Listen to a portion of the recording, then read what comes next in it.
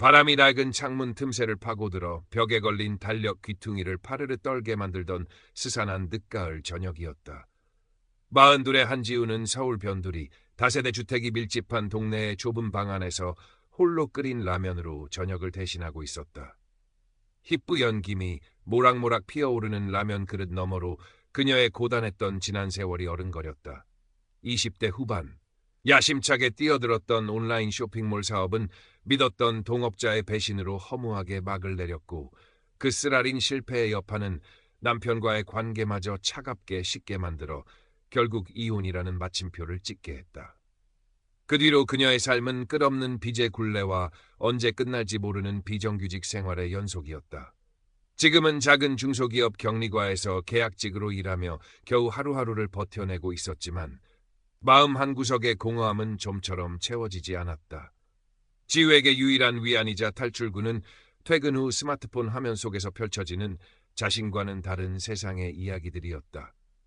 그날도 여느 때처럼 습관적으로 SNS를 둘러보던 지우의 시선이 한 프로필 사진에 오래도록 머물렀다. 다니엘 강. 자신을 뉴욕에서 활동하는 성공한 재미교포 사업가라고 소개한 그의 프로필에는 고급스러운 맞춤 정장을 입고 지적인 미소를 띤 남자의 사진이 걸려 있었다. 배경은 뉴욕의 화려한 야경이 한눈에 내려다 보이는 고급 레스토랑이었다. 지우는 홀린 듯 그의 게시물들을 하나씩 눌러보았다. 세계 각국을 누비며 사업을 진행하는 모습, 유명 인사들과 어깨를 나란히 한 사진들, 그리고 간간히 올라오는 깊이 있는 감성적인 글귀들은 지우가 평생 꿈꿔왔지만 감히 현실에서는 상상조차 할 수 없는 그런 눈부신 삶의 단면들이었다. 나와는 전혀 다른 세상 사람이구나. 자주 섞인 씁쓸한 미소를 지으며 화면을 끄려던 바로 그 순간 작은 진동과 함께 메시지 알림이 화면 상단에 떠올랐다. 발신인은 다니엘 강이었다. 안녕하세요, 지우씨. 우연히 지우씨의 프로필을 보게 되었는데 차분하고 따뜻한 미소가 참 아름다우시네요. 지우의 심장이 예고 없이 쿵 하고 바닥으로 떨어지는 듯했다. 믿을 수 없는 일이었다. 그저 스쳐 지나가는 수많은 익명의 프로필 중 하나일 뿐인 자신에게 저토록 화려하고 성공한 삶을 사는 것처럼 보이는 남자가 먼저 말을 걸어오다니. 혹시 실수로 잘못 보낸 메시지는 아닐까? 아니면 혹시 다른 숨겨진 의도가 있는 것은 아닐까? 짧은 순간이었지만 수만 가지 생각이 머릿속을 어지럽게 스쳐 지나갔다. 하지만 이미 그녀의 손가락은 본능적으로 자판 위를 움직이며 답장을 입력하고 있었다. 어머, 감사합니다. 그렇게 말씀해 주시니 왠지 기분이 좋아지네요. 어색하기 짝이 없는 그녀답지 않은 들뜬 인사말이었다. 그것이 모든 일의 시작이었다. 다니엘은 그날 이후 거의 매일같이 지우에게 메시지를 보내왔다. 아침을 깨우는 다정한 인사부터 시작해 점심은 맛있게 먹었는지, 오늘 하루는 어땠는지 등 시시콜콜한 일상 이야기, 그리고 가끔은 자신이 진행하고 있는 사업에 대한 원대한 포부까지. 그의 메시지는 언제나 꿀처럼 달콤했고 지우의 말 한마디 한마디에 진심으로 귀 기울여주는 듯한 따뜻한 느낌을 풍겼다. 그는 지우가 어렵게 털어놓은 힘든 과거 이야기도 묵묵히 들어주었고 지우 씨는 정말 강인하고 멋진 분이세요. 그 모든 아픔을 이겨내고 이렇게 꿋꿋하게 살아가고 계시잖아요. 라며 진심 어린 위로와 칭찬을 건네곤 했다. 지우는 누군가에게 이렇게 깊은 이해와 공감을 받아본 것이 과연 얼마만인지 기억조차 가물가물했다. 다니엘과의 대화는 마치 메마르고 갈라진 사막 같던 그녀의 일상에 촉촉한 단비처럼 스며들며 잊고 지냈던 삶의 생기를 불어넣어 주었다. 사실 제가 곧 한국에 들어갈 계획이 있어요. 오랫동안 구상해온 새로운 사업을 시작하려고 하는데 지우 씨처럼 현명하고 따뜻한 마음을 가진 분과 함께라면 정말 큰 시너지를 낼 수 있을 것 같아요. 어느 날 저녁, 다니엘이 평소보다 조금 더 진지한 어투로 조심스럽게 말을 꺼냈다. 그는 한국에 새로운 자회사를 설립할 예정이며 그 중요한 프로젝트의 한 부분을 지우에게 맡기고 싶다고 했다. 심지어 함께 밝은 미래를 만들어가고 싶다는 거의 프로포즈나 다름없는 로맨틱한 말까지 덧붙였다. 지우는 자신의 두 뺨이 사과처럼 붉게 달아오르는 것을 느꼈다. 도저히 현실이라고는 믿기지 않는 제안이었지만 심장은 마치 오랜 시간 멈춰 있다가 다시 뛰기 시작한 것처럼 주체할 수 없이 빠르게 요동쳤다. 아주 오랫동안 잊고 지냈던, 어쩌면 처음 느껴보는 것 같은 강렬한 설렘이라는 감정이 온몸의 세포 하나하나로 짜릿하게 퍼져나가는 것만 같았다. 유일하게 자신의 속마음을 터놓고 의지하는 직장 동료이자 오랜 친구인 박선영에게 떨리는 마음으로 다니엘에 대한 이야기를 털어놓았을 때 선영의 반응은 예상외로 싸늘했다. 야, 한지우, 너 지금 제정신이냐? 세상에 그런 완벽한 조건의 남자가 뭐가 아쉬워서 얼굴도 한번 본 적 없는 너한테 그렇게까지 접근하겠어? 딱 들어봐도 각 나오잖아. 전형적인 사기꾼 냄새가 풀풀 나는데. 선영은 대뜸 의심의 눈초리를 보내며 찬물을 끼얹었다. 지우는 순간적으로 발끈했다. 넌 어떻게 사람을 보지도 않고 그렇게 함부로 말할 수 있니? 직접 대화 한번 나눠보지도 않고 어떻게 사람을 그렇게 나쁘게만 매도해? 다니엘 씨는 정말 좋은 사람이라고. 좋은 사람? 야, 우리가 무슨 18살짜리 애들이냐? 얼굴 한번 본 적 없고 목소리 한번 들어본 적 없는 사람을 뭘 믿고 그렇게 철석같이 믿어? 프로필 사진? 그거 다 얼마든지 도용하거나 조작할 수 있는 거야. 요새 그런 수법으로 사람들 등쳐먹는 온라인 사기가 얼마나 판을 치는지 몰라서 그래? 선영의 목소리는 평소보다 훨씬 단호했고 걱정이 가득 담겨 있었다. 지우는 더 이상 선영의 말을 듣고 싶지 않았다.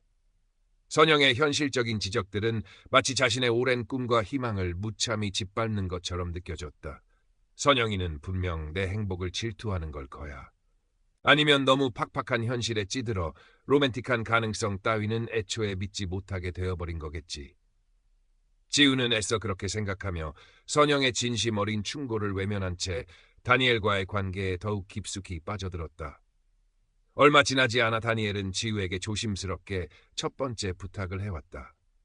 지우 씨, 정말 미안해서 어쩌죠. 한국지사 설립과 관련해서 갑자기 세금 문제가 좀 복잡하게 얽혔어요. 큰 금액은 아니고 한 300만 원 정도인데 혹시 지우 씨가 잠깐만 융통해 줄 수 있을까요? 제가 한국에 들어가자마자 이자까지 쳐서 바로 갚을게요. 정말 면목 없습니다. 그는 매우 미안해하는 기색을 역력히 드러내며 어쩔 수 없는 갑작스러운 상황임을 여러 번 강조했다. 지우는 아주 잠깐 망설였지만 곧 그의 어려움을 돕는 것이 미래를 함께할 사람에 대한 당연한 도리이자 애정의 표현이라고 스스로를 합리화했다. 그리고 무엇보다 어렵게 찾아온 이 소중한 인연 앞에서 그를 실망시키고 싶지 않았다. 마침 얼마 전 만기가 된 적금을 찾지 않고 그대로 넣어둔 것이 있었다. 지우는 그날 오후 은행으로 향했다. 차가운 ATM기 화면에 카드를 넣고 비밀번호를 누르는 그녀의 손가락은 자신도 모르게 미세하게 떨리고 있었다. 하지만 그것은 불안감 때문이 아니라 곧 눈앞에 펼쳐질지도 모르는 새로운 삶에 대한 막연한 기대감과 설렘 때문일 것이라고 지우는 애써 스스로를 다독이며 위로했다. 첫 번째 송금이 별 탈 없이 성공적으로 이루어지자 다니엘의 금전 요구는 점점 더 잦아졌고 그 액수 또한 눈덩이처럼 불어나기 시작했다. 지우 씨, 정말 면목이 없어서 드릴 말씀이 없네요. 이번에는 저희가 수입하려던 고가의 장비가 통관 절차에서 문제가 생겼어요. 이 물건만 무사히 통과되면 정말 어마어마한 수익을 얻을 수 있는데 당장 관세로 500만 원이 급하게 필요하게 되었어요. 지우 씨가 이번 한 번만 더 도와주시면 안 될까요? 정말 죄송해요, 지우 씨. 제가 갑작스러운 사고를 당해서 병원비를 지불해야 하는데 지금 당장 수중에 현금이 부족해서요. 염치 없지만 1,000만 원만 더 도와주실 수 없을까요? 이번이 정말 마지막 부탁이에요. 이 문제만 잘 해결되면 모든 것이 순조롭게 진행될 수 있을 거예요. 우리 함께 행복한 미래를 만들어갈 수 있다고요. 그때마다 다니엘은 지우의 아픈 과거 상처들을 마치 다 알고 있다는 듯 교묘하게 건드리며 그녀의 마음을 흔들었다. 지우 씨가 과거에 얼마나 힘들고 외로운 시간을 보냈는지 잘 알아요. 그래서 저는 더욱더 지우 씨에게 누구보다 안정되고 행복한 미래를 선물하고 싶어요. 저만 믿으세요.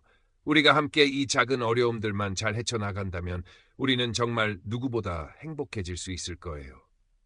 그의 꿀처럼 달콤하고 확신에 찬 목소리는 지우의 마지막 남은 이성적인 판단력마저 흐릿하게 마비시켜버렸다. 그녀는 다니엘이 끊임없이 제시하는 장밋빛 미래에 대한 황홀한 환상 속에서 좀처럼 헤어나오지 못했다. 결국 그녀는 얼마 남지 않은 보험마저 해약했고 심지어는 오랜 친구인 선영에게까지 이런저런 궁색한 핑계를 대며 돈을 빌리는 지경에 이르렀다. 선영은 너 정말 이대로 괜찮은 거냐? 그 남자 내가 아무리 생각해도 뭔가 이상하다니까. 제발 이제라도 정신 좀 차려. 응? 이라며 눈물까지 글썽이며 강하게 만류했지만 이미 다니엘이라는 달콤한 늪에 발목까지 깊이 빠져버린 지우의 귀에는 친구의 진심 어린 걱정이 제대로 들리지 않았다. 그녀는 마치 주문에 걸린 사람처럼 이것이 정말 마지막 투자다. 이 마지막 고비만 잘 넘기면 모든 것이 다 잘 해결될 것이다. 라는 다니엘의 말을 앵무새처럼 끊임없이 되뇌며 어렵게 구한 돈을 그의 계좌로 송금했다. 밤에는 어김없이 악몽에 시달렸다. 끝없이 펼쳐진 어둡고 축축한 늪에 빠져 허우적거리다 결국에는 서서히 가라앉는 꿈, 아무리 발버둥치며 계단을 올라도 결국에는 제자리에 맴돌고 마는 꿈.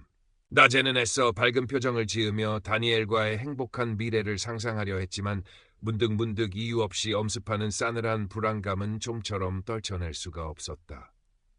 통장 잔고는 이미 오래전에 바닥을 드러냈고 친구에게 빌린 돈과 카드론까지 합쳐 빚은 눈덩이처럼 걷잡을 수 없이 불어나 있었다. 다니엘과 직접 만나기로 약속한 날짜는 코앞으로 다가왔지만 그는 계속해서 이런저런 믿기 힘든 이유들을 늘어놓으며 한국 방문을 차일피일 미뤘다. 정말 미안해요, 지우씨.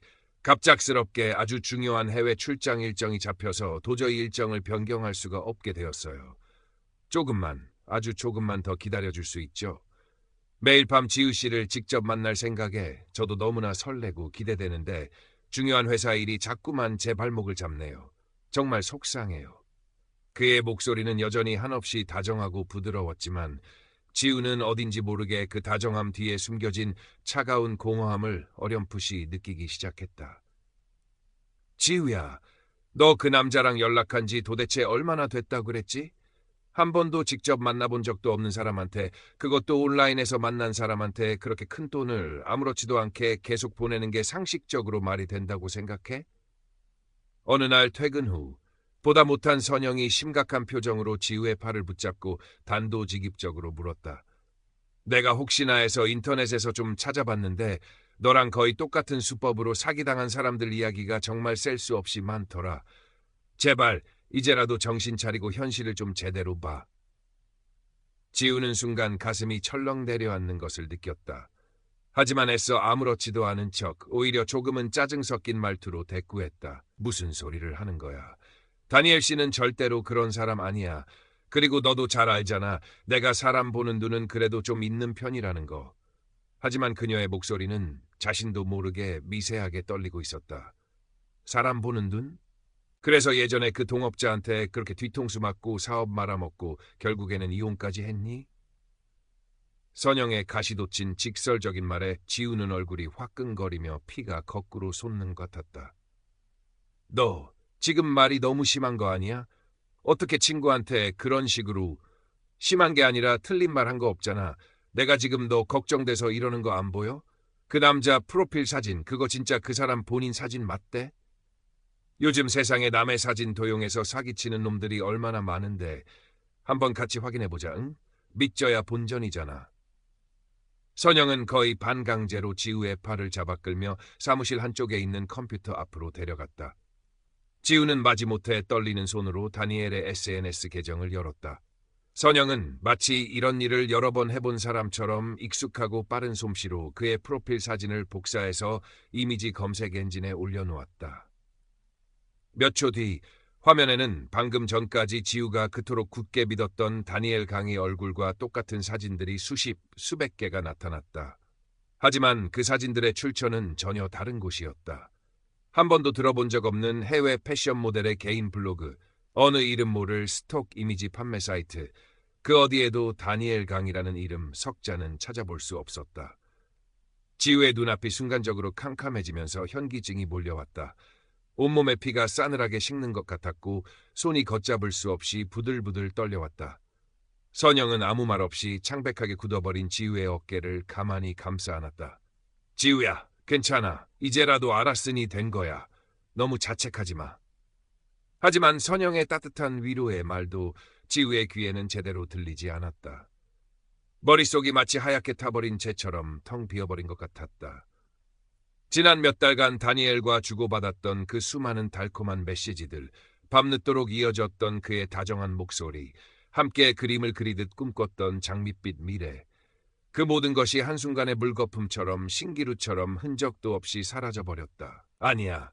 이건 분명 뭔가 잘못된 걸 거야. 다니엘 씨가 그 사람이 나한테 절대로 이럴 리가 없어. 지우는 마치 실성한 사람처럼 혼잣말을 중얼거리며 다니엘에게 미친 듯이 메시지를 보내기 시작했다. 다니엘 씨, 이게 지금 어떻게 된 거예요? 제발 아니라고 말해주세요. 저한테 설명 좀 해주세요.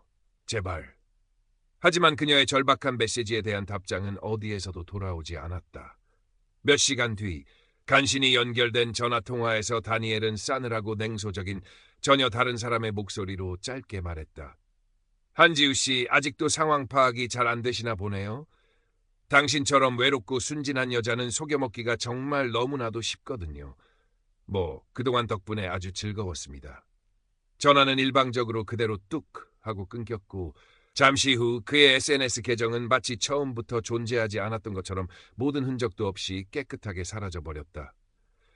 온 세상이 무너져 내리는 듯한 절망감이 지우를 송두리째 집어삼켰다. 그녀는 사무실 바닥에 그대로 주저앉아 한참을 아이처럼 소리내어 울었다. 주체할 수 없는 분노와 참을 수 없는 배신감, 그리고 자기 자신에 대한 깊은 혐오감에 숨이 막힐 지경이었다. 내가 얼마나 바보 같았으면, 내가 얼마나 한심하고 어리석었으면 이런 일을 당한 걸까. 모든 것을 한순간에 잃어버렸다는 처절한 생각. 아니, 어쩌면 처음부터 아무것도 가진 것이 없었다는 잔인한 사실이 그녀를 더욱 비참하고 초라하게 만들었다. 문득 낡은 사무실 창밖으로 시선을 돌렸다. 뿌옇게 흐린 서울의 밤하늘은 마치 그녀의 암담한 마음처럼 한없이 어둡고 무거워 보였다. 저 높은 곳에서 뛰어내린다면 이 지긋지긋한 고통과 절망이 모두 끝날 수 있을까? 어지럽고 위험한 생각들이 걷잡을 수 없이 그녀의 머릿속을 헤집고 다녔다. 바로 그때 사무실 문이 다급하게 열리며 선영이 헐레벌떡 뛰어들어왔다. 한지우, 너 괜찮은 거야? 전화도 안 받고 메시지 답장도 없고 걱정돼서 혹시나 하고 와봤어. 선영은 바닥에 주저앉아 엉망으로 울고 있는 지우의 모습을 보고는 잠시 말을 잃었지만 이내 다가가 아무 말 없이 그녀를 힘껏 꼭 안아주었다. 친구의 따뜻하고 단단한 온기가 지우의 꽁꽁 얼어붙었던 마음을 아주 조금씩, 아주 천천히 녹여주는 듯했다. 다 끝났어, 지우야. 이제 다 괜찮아질 거야. 내가 옆에 있잖아. 선영의 진심 어린 위로에 애써 강한 척 참아왔던 지우의 모든 감정이 한꺼번에 터져나오며 어린아이처럼 서럽게 목 놓아 울었다. 며칠 뒤 지우는 여전히 충격에서 벗어나지 못한 채 선영의 손에 거의 이끌리다시피 경찰서로 향했다. 사기 피해 사실을 진술하는 내내 지우는 극심한 수치심과 깊은 자괴감에 고개조차 제대로 들 수 없었다. 담당 형사는 무덤덤하고 사무적인 표정으로 그녀의 이야기를 들었고 조사가 끝난 후에는 이런 종류의 국제 로맨스 스캠은 범인을 특정하기도 매우 어렵고 설령 잡는다고 해도 피해 금액을 전부 돌려받는 것은 현실적으로 거의 불가능에 가깝습니다. 라는 차갑고 절망적인 말을 덧붙일 뿐이었다. 역시나 하는 씁쓸한 생각과 함께 마지막 남은 한 줄기 희망마저 산산조각 나는 것 같다. 무거운 발걸음으로 집으로 돌아온 지우는 텅 빈 방 안에 멍하니 서서 창밖을 바라보았다. 모든 것이 마치 흑백 필름처럼 잿빛으로 보였다. 다니엘에게 속아 넘겨버린 돈, 그리고 친구인 선영에게까지 빌린 돈, 무엇보다 산산조각 나버린 그녀의 마음과 믿음. 과연 무엇부터 어떻게 수습해야 할지, 앞으로 어떻게 살아가야 할지 눈앞이 캄캄하기만 했다. 하지만 문득 먼지가 뽀얗게 쌓인 창가 한쪽에 놓인 작은 화분이 그녀의 흐릿한 시야에 들어왔다. 몇 달 전 다니엘과의 장밋빛 미래를 꿈꾸며 부푼 마음으로 심었던 작은 허브 화분이었다. 그동안 제대로 돌보지 못해 물 주는 것을 잊고 방치해 두었더니 잎사귀는 대부분 시들고 말라 있었지만 자세히 들여다보니 그 마른 잎들 사이로 아주 작고 연약한 새싹 하나가 힘겹게 고개를 내밀고 있었다. 바로 그 순간 지우는 문득 깨달았다. 자신이 다니엘에게 빼앗긴 것은 단순히 돈뿐만이 아니었다는 것을, 자신의 삶을 사랑하고 스스로를 소중히 여기며 믿었던 그 모든 마음까지 송두리째 빼앗겼던 것이다. 하지만 저 작고 여린 새싹처럼 아주 작은 희망이라도 어딘가에 남아있다면 어쩌면 다시 한번 시작할 수 있지 않을까. 시간이 약이라는 말은 어쩌면 너무나 진부하고 상투적인 위로일지 모른다. 하지만 시간은 더디게나마 그녀의 깊은 상처 위에 아주 조금씩 새살을 돋게 했다. 지우는 여전히 계약직 격리로 일하며 빠듯한 생활을 이어갔다. 늘어난 빚을 조금이라도 빨리 갚기 위해 주말에는 집 근처 편의점에서 아르바이트도 시작했다. 몸은 고되고 힘들었지만 정직하게 땀 흘려 번 돈의 소중한 가치를 새삼 깨달을 수 있었다. 더 이상 SNS 속 누군가의 화려하고 허황된 삶을 부러워하며 자신의 처지를 비관하지 않았다. 대신 퇴근 후에는 유일한 친구인 선영과 함께 소소하지만 확실한 행복을 주는 취미를 즐겼다. 함께 동네 문화센터에서 요리 수업을 듣고 주말에는 가끔씩 가까운 산에 올라 맑은 공기를 마시기도 했다. 예전처럼 완벽하고 이상적인 행복을 꿈꾸기보다는 평범한 일상의 작은 순간들 속에서 잔잔하게 피어오르는 기쁨을 발견하고 감사하는 법을 조금씩 배워나갔다. 물론 아주 가끔씩은 문득 다니엘 강의 얼굴이 떠오를 때면 여전히 가슴 한구석이 싸하게 아려왔다. 하지만 이제는 더 이상 그를 원망하거나 어리석었던 스스로를 자책하는 대신 그저 인생의 아주 값비싼 수업료를 치렀다고 생각하기로 했다. 그 쓰라린 수업을 통해 자기 자신을 더 깊이 이해하게 되었고 진정한 인간관계의 의미와 소중함을 깨달았으니까. 어느덧 차가운 겨울이 지나고 따스한 봄이 찾아왔다. 지우의 창가에 놓인 작은 화분에는 어느새 파릇파릇한 허브 잎들이 제법 무성하게 자라나 싱그러운 향기를 내뿜고 있었다. 그 옆에는 얼마 전 선영이 생일 선물이라며 가져다 준 작은 다육이 화분도 앙증맞게 나란히 놓여 있었다. 지우는 활짝 열린 창문으로 불어오는 싱그러운 봄바람을 맞으며 가만히 눈을 감았다. 아직 가야 할 길이 멀고 또다시 넘어야 할 인생의 산도 많겠지만 그녀는 더 이상 예전처럼 두렵거나 막막하지 않았다. 아주 작고 연약해 보이는 씨앗 속에도 세상을 바꿀 수 있는 강인한 생명력이 숨겨져 있다는 것을 그녀는 이제 분명히 알고 있었기 때문이다. 희미하지만 분명한 미소가 그녀의 입가에 잔잔하게 떠올랐다. 늘 복잡하고 분주하기만 했던 서울의 하늘은 그날따라 유난히 맑고 투명하게 빛나고 있었다.